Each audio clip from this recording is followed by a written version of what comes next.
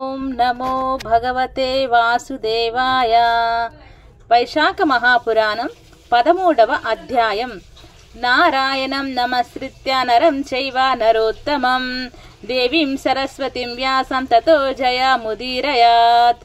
అశూన్య శయన వ్రతం. నారద మహర్షి అంబరీష మహారాజుతో నిట్లనను. శృతదేవుని మాటలు విని శృతకీర్తి మహారాజు, మునివర్య, మన్మధుని భార్య రతీదేవి అశూన్య శయన వ్రతము చేసినట్లు చెప్పిరి. ఆమెకు ఆ వ్రత విధానం దేవతలు చెప్పినట్లుగా మీరనిరి. దయించి నాకు వ్రత విధానమును వివరింపుడు.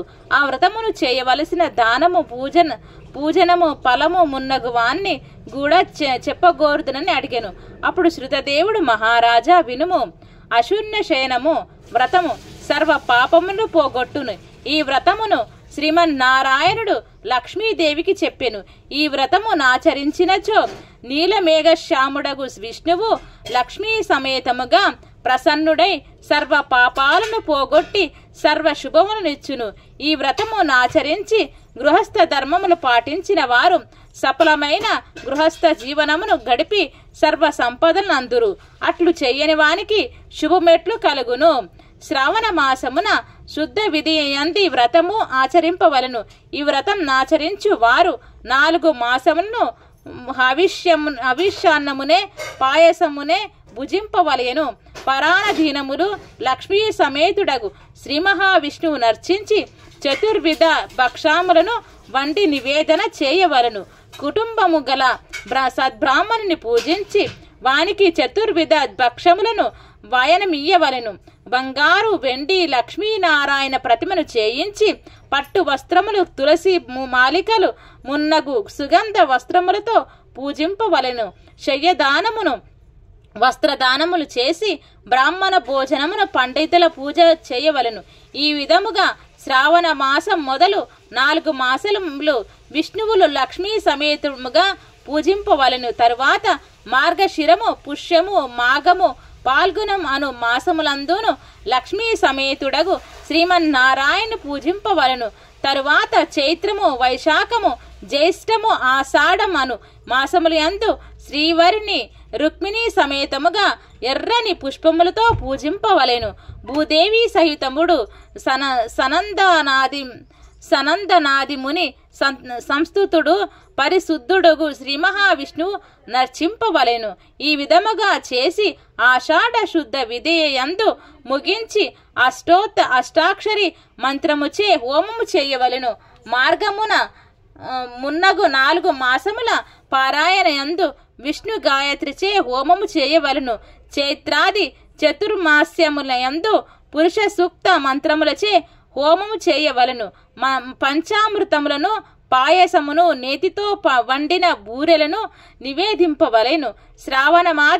శ్రావణాది మాస చతుష్టాయనమున పూజా హోమము, భక్ష నివేదనము చేయవలను. లక్ష్మీనారాయణ ప్రతిమను శ్రావణాది మాస చతుష్టాయ పూజతో ముందుగానే దానమియ్యవలను. శ్రీకృష్ణ ప్రతిమను మార్గశీర్షాది మాస చతుష్టాయ పూజా మధ్యమున దానమియ్యవలను. చైత్రాది మాస చతుష్టాయ పూజాంతమున వెండి మహా వరాహమూర్తిని దానమియ్యవలను.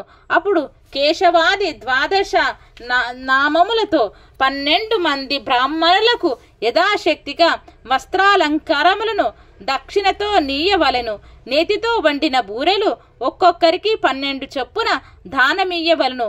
తరువాత మంచమును, పరుపును ఉంచి దానిపై కంచు పాత్రపై సర్వాలంకార భూషితమగు లక్ష్మీనారాయణ ప్రతిమ నుంచి విష్ణు భక్తుడు కుటుంబవంతుడగు ఆచార్య బ్రాహ్మణునకు దానమిచ్చిని బ్రాహ్మణ సమారాధన చేయవలను. లక్ష్మే అశూన్యాశయనం యదా తవ జనార్దన శయ్యమమ ప్రయుష్య సద్యావేనా మేవ కేశవ అని దాన మంత్రమును చెప్పి దానము చేసి అందరి భోజనము అయిన తరువాత తాను భుజింపవలెను. పై శ్లోక భావం: స్వామి జనార్దన, నీ శయ్య లక్ష్మీ సమేతయై ఉన్నట్లుగా నా శయ్యయు సదా అశూన్యమై శయ్యదానము చేయుండుగాక. ఈ వ్రతమును భార్య లేని పురుషుడును విధవా స్త్రీయును దంపతులకు ఎవరైనాను చేసుకొనవచ్చును. శృతదేవ మహారాజా, నేను నీకు ఈ వ్రతమును పూర్తిగా చదివి వివరించి తిని. ఈ వ్రతము ఆచరించిన శ్రీ మహావిష్ణువు ప్రసన్నమగును.